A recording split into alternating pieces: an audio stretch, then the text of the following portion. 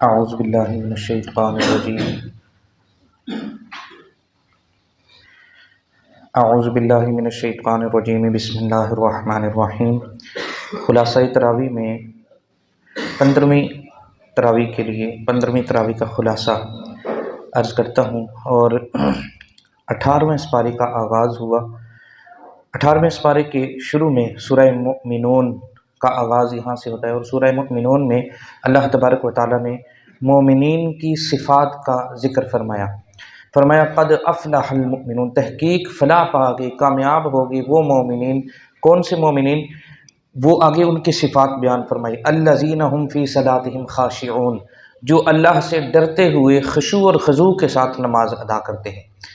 جو لوگ اپنی نماز میں عجز و نیاز کے ساتھ نماز ادا کرتے ہیں، خشوع اور خضوع کے ساتھ نماز ادا کرتے ہیں، وہ مومنین کامیاب ہو گئے۔ اور دوسری صفت بیان فرمائے والذین هم عن اللغو معرضون، اور جو لغو باتوں سے، لغویات سے اپنے آپ کو بچا کے رکھتے ہیں، وہ مومنین بھی کامیاب ہو گئے۔ اور جو ہمیشہ زکوٰۃ ادا کر کے اپنی جان اور مال پاک کرتے رہتے ہیں، والذین هم للزکاۃ فاعلون، جو ہمیشہ زکوٰۃ ادا کرتے رہتے ہیں، وہ مومنین بھی کامیاب ہو گئے۔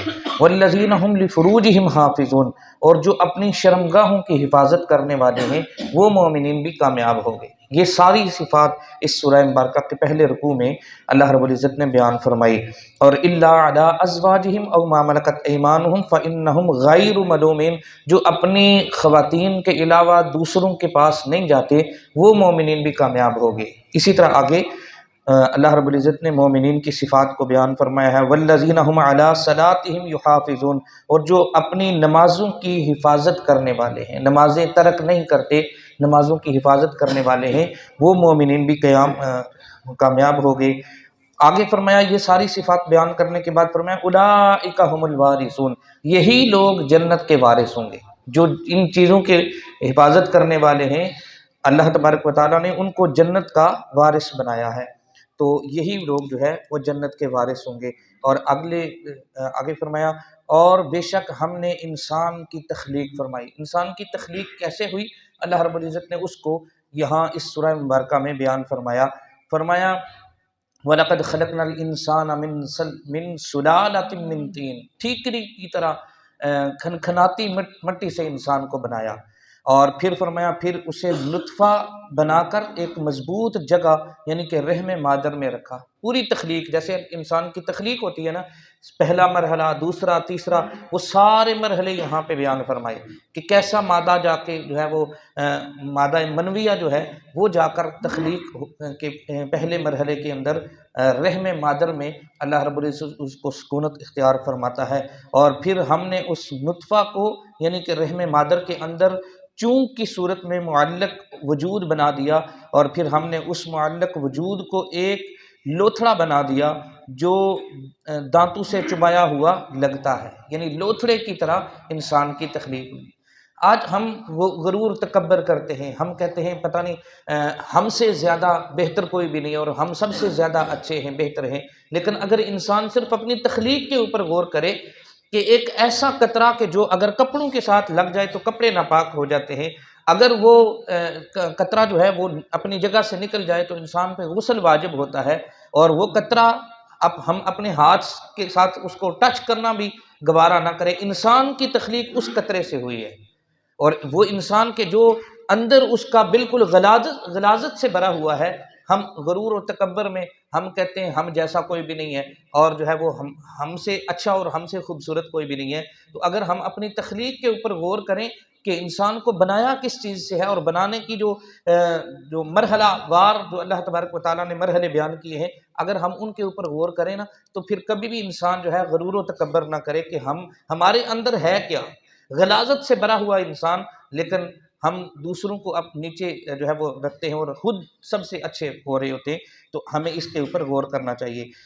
دوسرے رکوع میں فرمایا وَلَقَدْ أَرْسَلْنَا نُوحًا إِلَىٰ قَوْمِهِ فَقَالَ يَا قَوْمِ اعْبُدُوا اللَّهَ مَا لَكُم مِّنْ إِلَٰهٍ غَيْرُهُ أَفَلَا تَتَّقُونَ۔ حضرت نوح علیہ السلام دنیا میں تشریف لائے، انہوں نے اللہ وحدہ لا شریک کا جو ہے وہ جو حکم تھا وہ سنایا، تو ان کی قوم کے جو سردار تھے، جو امیر لوگ تھے، انہوں نے کیا کہا؟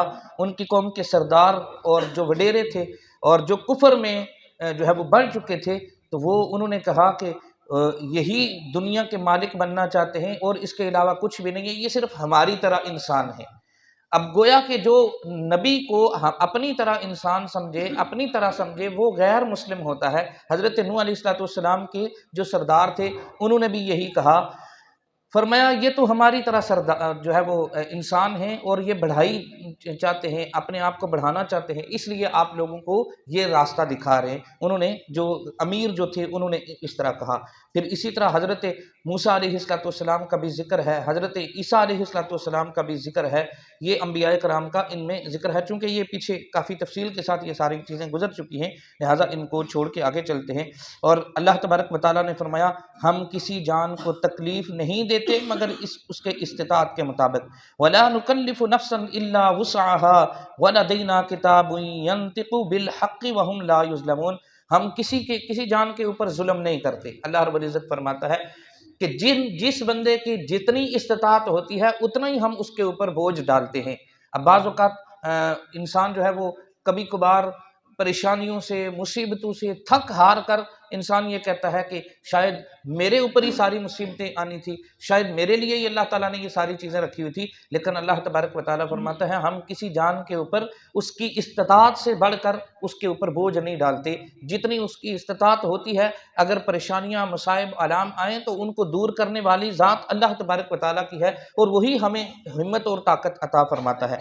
اور پھر فرمایا حتیٰ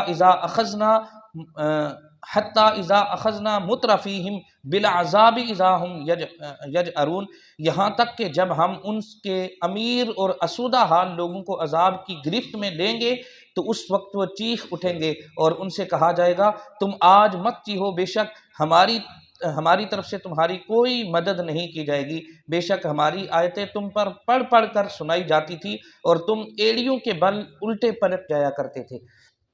آج اللہ تبارک و تعالیٰ نے یہ قرآن ہمیں دیا، ہمیں سیکھنے کے لیے، ہمیں ہماری ہدایت کے لیے، اور ہم اس سے ہدایت حاصل کر لیں۔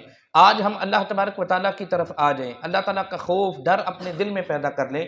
آج ہمیں کوئی پکارنے والا ہے، آج ہمیں کوئی سمجھانے والا ہے، لیکن اگر آج ہم نہ سمجھے تو اللہ تبارک و تعالیٰ کل قیامت کے دن جب عذاب دے گا، مجرموں کو عذاب دے گا، تو وہ مجرم جو ہے وہ چیخیں گے اور کہیں گے کہ ہمارے اوپر ظلم ہو گیا۔ اللہ تبارک و تعالیٰ فرمائے گا کہ جب دنیا میں میری آیتیں پڑھ پڑھ کر تمہیں سنائی جاتی تھی تو تم اپنی ایڑیوں کے بل تم پیٹھ پھیر کے چلے جاتے تھے، اور تم نے کبھی سوچا نہیں اور تم نے کبھی ان آیتوں کے اوپر غور نہیں کیا، لہٰذا آج تم چیخو نہیں۔ تو آج اللہ تعالیٰ نے ہمیں موقع دیا ہے تو ہمیں اس سے فائدہ اٹھانا چاہیے۔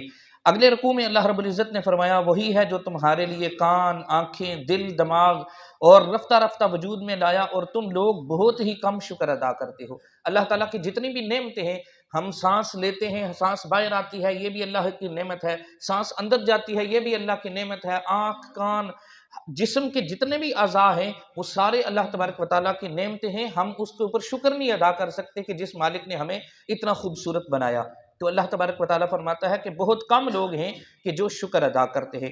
اور پھر اگلے رکوع میں کچھ دعائیں ہیں، یہ سورہ مؤمنون کے آخری جو رکوع ہے اس میں اللہ تبارک و تعالیٰ نے کچھ دعائیں ہمیں سکھائی ہیں، وہ دعائیں ہمیں کرنی چاہیے۔ اللہ تبارک و تعالیٰ اور آگے فرمایا فَإِذَا نُفِخَ فِي الصُّورِ فَلَا أَنْصَابَ بَيْنَهُمْ يَوْمَئِذٍ وَلَا يَتَسَاءَلُونَ، پھر جب سور پھونکا جائے گا تو ان کے درمیان اس دن نہ رشتے باقی رہیں گے، نہ وہ ایک دوسرے کے حال پوچھ سکیں گے۔